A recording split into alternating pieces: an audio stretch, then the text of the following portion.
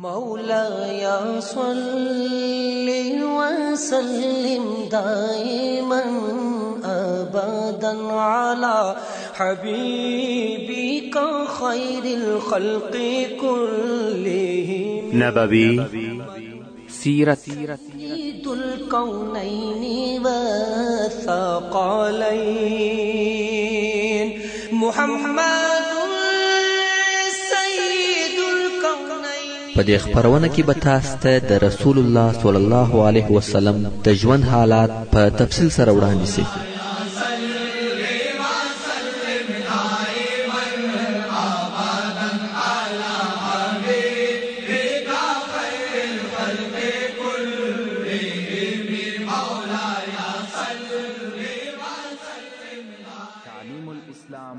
أعوذ بالله من الشيطان الرجيم. بسم الله الرحمن الرحيم. إن الحمد لله نحمده ونستعينه ونستغفره ونعوذ بالله من شرور أنفسنا وسيئات أعمالنا. من يهده الله فلا مضل له ومن يضلل فلا هادي له. وأشهد أن لا إله إلا الله وحده لا شريك له وأشهد أن محمدا عبده ورسوله صلى الله عليه وآله وصحبه وسلم تسليما كثيرا.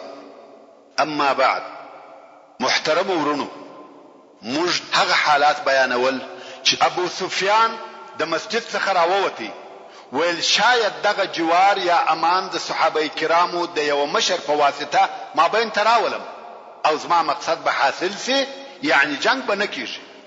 نو ابو بکر صدیق رضی الله تعالی عنہ ته ورغلی او ورته ویل ته د رسول الله صلی الله علیه و آله وسلم تر ټولو نږدې ملګری دغه عقد رانوي ک او د صلح موده را زیاته ک، او که رسول الله صلی الله علیه و آله وسلم په دې کار نه دی راضي، نو بیا ته د خلقو په مابین کې جوار او امان راوله.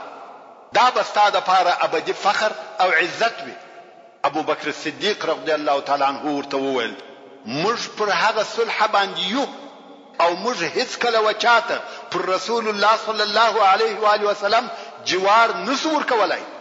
یعنی داسې څوک نشته چې رسول الله صلی الله علیه و آله وسلم دی موجود وي او هغه دی په یو موضوع یا یو کار کې تصرف وکړي. ابو سفیان پوسو چې د دې څخه ملاسته شي نه راځي. نو یې فکر ووهه چې پس له ابو بکر څخه څوک د رسول الله صلی الله علیه و آله وسلم په حضور قدر او عزت لري. دا نفر حضرت عمر رضی الله تعالی عنہ. نو و عمر رضی الله تعالی عنہ ته ورغلی او ویل یا عمر د خلق په مابین کې امان راوله، د ټول عمر شرف او عزت به وګټي. حضرت عمر فاروق رضی الله تعالی عنہ ورته وویل زه تاسو ته امان درکم، زه رسول الله صلی الله علیه و آله وسلم ته ستاسو شفاعت وکم، والله قبل څوک نکم پیدا بیل سرکی میجانو بیا به هم زه په هغو ستاسو سره جنگیږم. ابو سفیان ویل جزاک الله، دا د شر په صله رحمی. ابو سفیان راغلی وو چې په د سره د جنگ څخه پناه او امان وغواړي او رضی الله تعالی عنہ ورته ویل قبل څوک نکم پیدا په میجانو بلاستاسي په مقابل کې جنگیږم. دا د حضرت عمر رضی الله تعالی عنہ پر کفارو شدت وو. بانو ابو سفیان و حضرت علی رضی الله تعالی عنہ ته په داسې حال کې ورغلی چې هغه د حضرت فاطمه رضی الله تعالی عنها سره ناست وو او د دوی زوی حضرت حسن رضی الله تعالی عنہ چې کوچنی هلک وو او دالته لوبي کوله. ابو سفیان په خبرو شروع وکړه، ویل یا علی تو مشته په قرابت او صله رحمی کې هغه تر ټولو نږدې نفر یې. نو رسول الله صلی الله علیه و آله وسلم ته خبري وکړه او راضی وکړه او د خلقو په مابین کې جوار او امان راوله. حضرت علی رضی الله تعالی عنہ ورته وویل د رسول الله صلی الله علیه و آله وسلم په کارو کې هیڅوک خبري او مداخله نشي کولای. دغه د صلح کار یوازې د علیه الصلاۃ والسلام کار دی، څوک څه نشي ویلای. اوس نو ابو سفیان عاجزه او حیران پاتې شو، ځکه ټوله نه دي راځي چې په دې کار کې مداخله یا د کومک وکړي. نو یو حضرت فاطمه رضی الله تعالی عنها ته وکتل، ویل یا فاطمه ته د محمد صلی الله علیه و آله وسلم لوریه، ته د خلقو په مابین کې جوار او امان راوله. هغه ویل زه ښځه یم، د دې کارو سره زما اړه او تعلق نشته.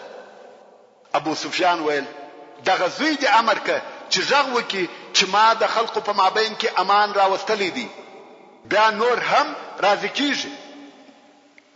دا د مسلمانانو څخه د مشرکانو بیره وه، په یوه کوچني هلک یې ځان خلاصاوه. وایي اوبو اخیستی زګ ته لاس اچوي. خو فاطمه رضی الله تعالی عنها وویل زما زوی تر دغه کم دی چې د خلقو په مابین کې امان راولي، ځکه یو خو کوچنی دی او بل د رسول الله صلی الله علیه و آله وسلم په مقابل کې هیڅوک امان نشي ورکولای. ابو سفیان په فکر کې دی چې څه وکړي. بیا و حضرت عثمان ابن عفان رضی الله تعالی عنه ته ورغلی چې هغه هم د بني امیه څخه دی او ابو سفیان هم د بني امیه څخه دی. نو یو عثمان رضی الله تعالی عنه ته وویل یا عثمان ته زموږ څخه یې و موږ ته هغه تر ټولو نږدې نفر ته یې، د یو قوم څخه یو، د خلقو په مابین کې جوار او امان راوله. حضرت عثمان رضی الله تعالی عنه ورته وویل زما جوار د رسول الله صلی الله علیه و آله وسلم په جوار کې دی، یعنی که رسول الله صلی الله علیه و آله وسلم و چاته جوار ورکي ما هم ورکړی دی، او که هغه صلی الله علیه و آله وسلم دشمن وو زه هم دشمن یم. هیڅوک نه ورازي چې د ابو سفیان سره په دغه موضوع کې کومک وکړي. ټول دا موضوع ردوي چې د خلقو په مابین کې جوار راولي. اوس ابو سفیان په فکر کې دی چې د چا سره مشوره وکړي. خود وهم وار بیا و حضرت علی رضی الله تعالی عنه ته ورغلی، ویل یا علی مشوره راکړه زه څه وکم. حضرت علی رضی الله تعالی عنه وویل دا موضوع تر مال وړه ده، زه په دغه موضوع کې هیڅ رایه او نظر نه لرم، مګر ته په خپل د مکې رئیس او د عربو د مشرانو څخه یې، ته په خپل ودرېږه او د خلقو په مابین کې جوار راوله. ابو سفیان ویل آیا زما وینا یعنی که زه د جوار غږ وکم کومه فایده لري؟ حضرت علی رضی الله تعالی عنه ویل یا ته حل غواړې دا یې حل، مګر فایده نه لري. ابو سفیان فکر وکړي چې څه وکړي. رښتیا هم بل حل نو موجود. نو مسجد نبوي ته ورغلی. هلته رسول الله صلی الله علیه و آله وسلم د اصحاب کرامو په مابین کې ناس دی. ابو سفیان ودرېدی او په لوړ आवाज یې غږ کړ زه ابو سفیان د مکې رئیس یم، ما د خلقو په مابین کې جوار او امان راوستلی دی. د رسول الله صلی الله علیه و آله وسلم و طرف ته ګوري او وای زه ګمان نه کوم چې څوک دې دغه زما جوار را رد کړي. رسول الله صلی الله علیه و آله وسلم دغه د خبره واورېده او یو عجیب جواب یې ورکړ. وی فرمایل دا خبره تکوي یا ابا سفیان، یعنی چې څوک زما جوار نه راماتوي دا ستا وینا ده، موږ داسې نه وایو. نو رسول الله صلی الله علیه و آله وسلم د ابو سفیان د خبرې په مقابل کې ساکت او پټه خوله نسو، بلکې دغه د خبره یې وررد کړ.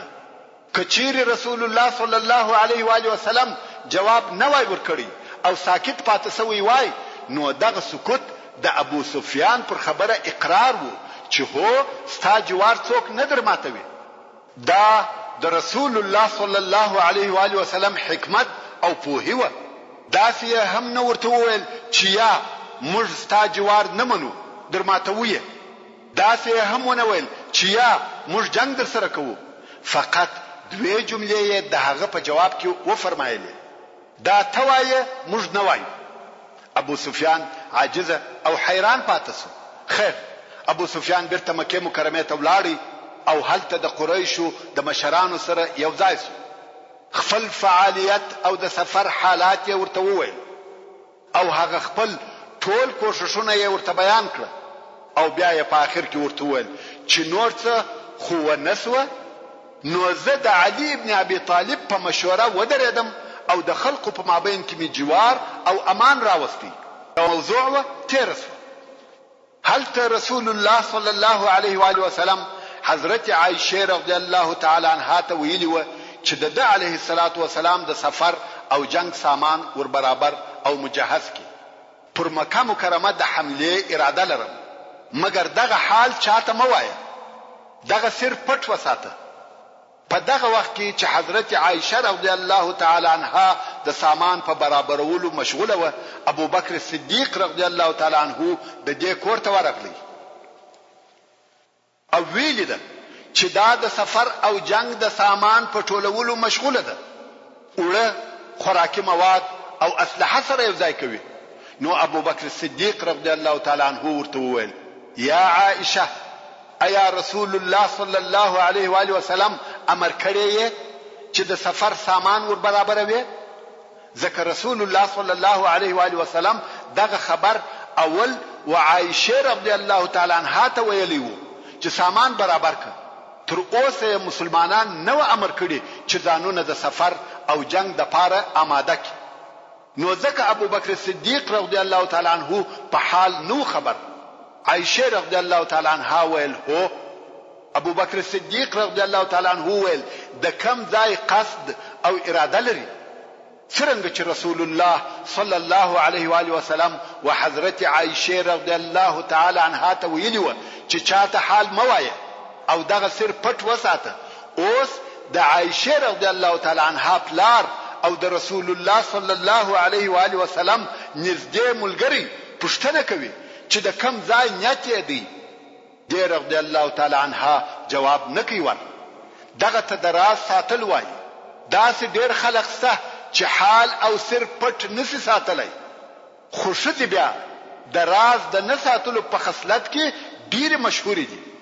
مګر دغه صالح شذ ته وګوري چې یوازې خپل پلار نه بلکې د رسول الله صلی الله علیه و آله وسلم نږدې ملګری ته هم حال نه وای.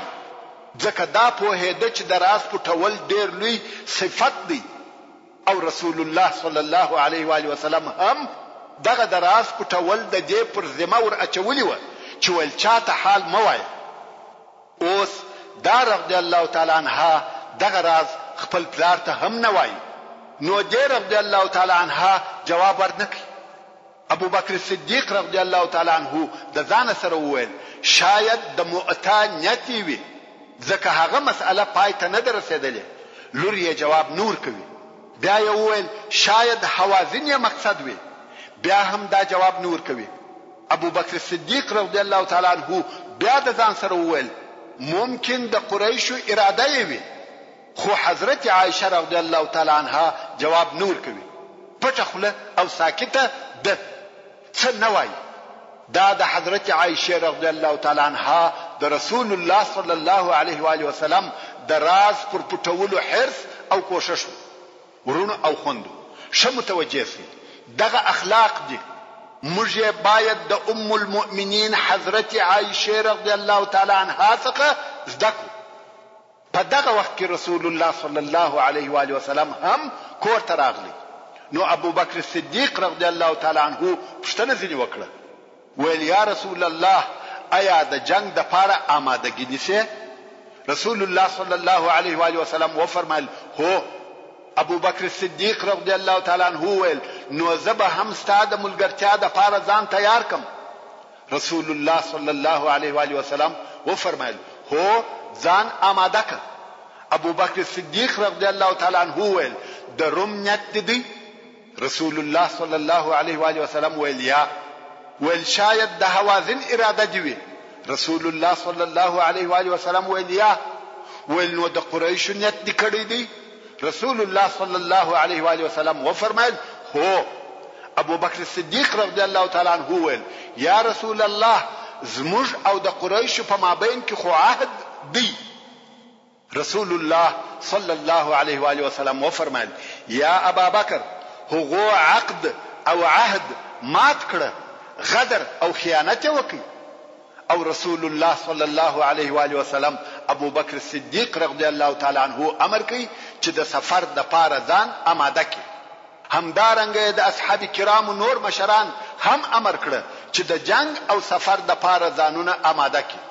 خدای هم ورته وویل چې حال به پټ ساتي او چاته مو وایاست چې چیرې ځو.